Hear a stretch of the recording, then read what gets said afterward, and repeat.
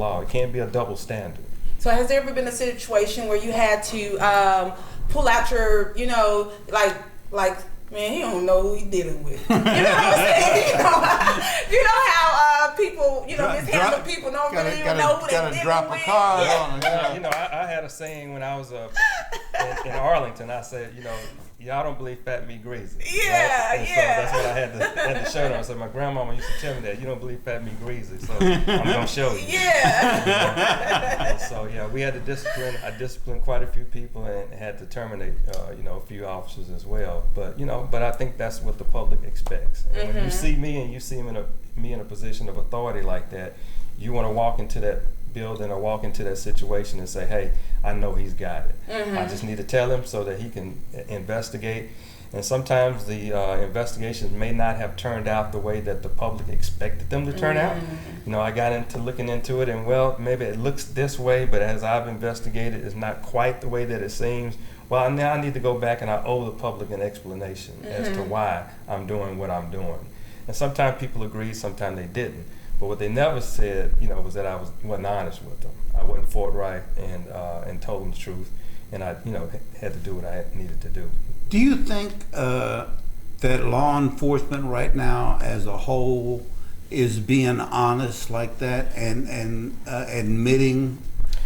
This is what I think. This is what I think. I think I think the majority of the cops that are out there are good cops, and they're doing a good job. Where you see the rub is with the police association and unions. And sometimes I think those unions go a little too far in protecting bad cops. They protect cops at all costs. And so you'll see a police chief or a police administration that'll take a hard line. They'll fire people. But the unions, through arbitration, collective bargaining, and these other things that they have, will fight to get those officers back when a police chief has fired them. And so I think the problem lies with somehow or another taking some of that power away from the police unions and creating more things like civilian oversight committees or boards that kind of have some real teeth. And deflate, if you will, some of the power that these unions have, because the unions, in my opinion, that's where some of the real issues in terms of making progress with weeding out bad cops and bad policies and protecting things that protect bad cops. They want to hold on to those things that protect bad cops, and we need to get rid of those kind of things. I think that's the key is to have more civilian input. Have more people off the street say, well, look, man, I seen this, y'all don't want to believe it, but well, and civilian review committees is a tricky thing, right? As a police chief, I'm not really wanting somebody else coming in and trying to tell me how to do my job, right? But I think we're at a point now where it's not a us and them. We're all in this together.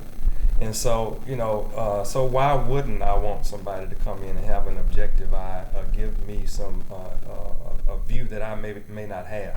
And so I think as long as we're working in a partnership and view it as a partnership and view it as a team, we're in this as a team to do this thing together, then I think those kind of things can work. I think sometimes where I've had some criticism is that sometimes people may think that a citizen oversight board is going to be able to accomplish more than what they really accomplished, and then they're disillusioned. Then they're disappointed. Yeah, disappointed. They didn't do nothing. They didn't do anything. They'll never do nothing. They'll never do nothing. Ain't no sense in saying nothing. Right. So, everybody just has to go into it with a realistic understanding of expectations and what can come out of those kind of things. And so that takes a real conversation and all of us sitting around the table on the same page, All right, enough police talk. Let's talk about you, Mr. Hawthorne. You are a Renaissance man. I'm old, right? True that, but I'm just saying, who was involved in all kind of things in the arts. Let's first of all, the big one is the film festival, but let's talk about the annual poetry slam that you're involved in. Oh man, I love poetry slam. We've been doing that poetry program in Arlington, I think, just about 20 years. And we've had poets from all over the world. We had world champion poets, world champions, slam champions, you know, all kind of poets. And music too, right? And music too, yeah. You know, we Yeah. actually opened up the first year we did it. It was the middle of ice storm, and I was lucky enough to get Erykah Badu's band that on the first show that we had. We only had about 80 people there. Nobody knew us and knew what we were doing. But it was a really, really good show. You know, RC and his crew that came over and really took care of us that night musically.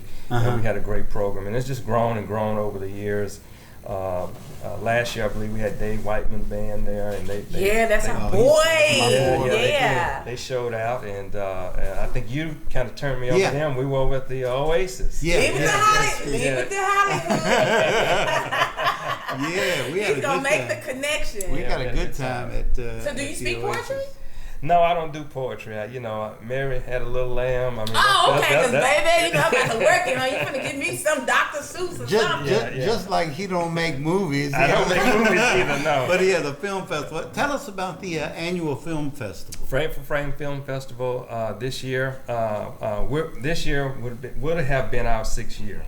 But I think we're going to be just like a lot of other institutions. I think we're falling victim to COVID this year. And we're going to plan for 2021. But, you know, we always have a good time with those film festivals. Have you thought about a virtual film festival? I have thought about a virtual film festival, but, I personally, it's just not fun to me. It's not the same. It's not. It's just really not. It was fun just going and meeting the people and doing the red carpet. Yeah. I hosted the red carpet last year. Yeah, we brought in Lawrence Hilton Jacobs last year. We did a little retro with Cooley High and had him come in. That was cool. Cooley High. Yeah, Lawrence Hilton Jacobs, Wow. Mr.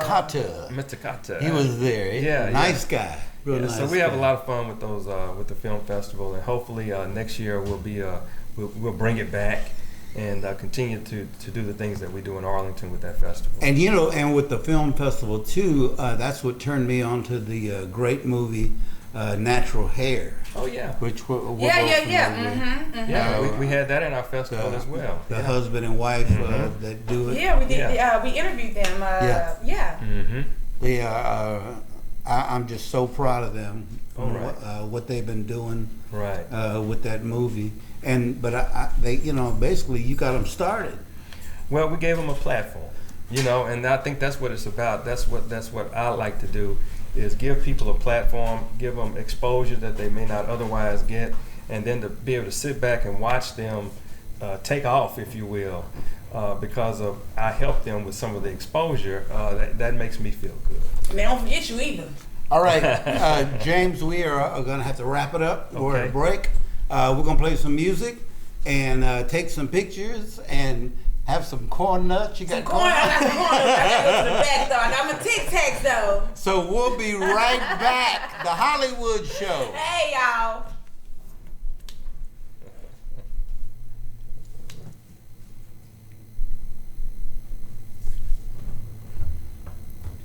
You can play some music. That'll be good. Play a song.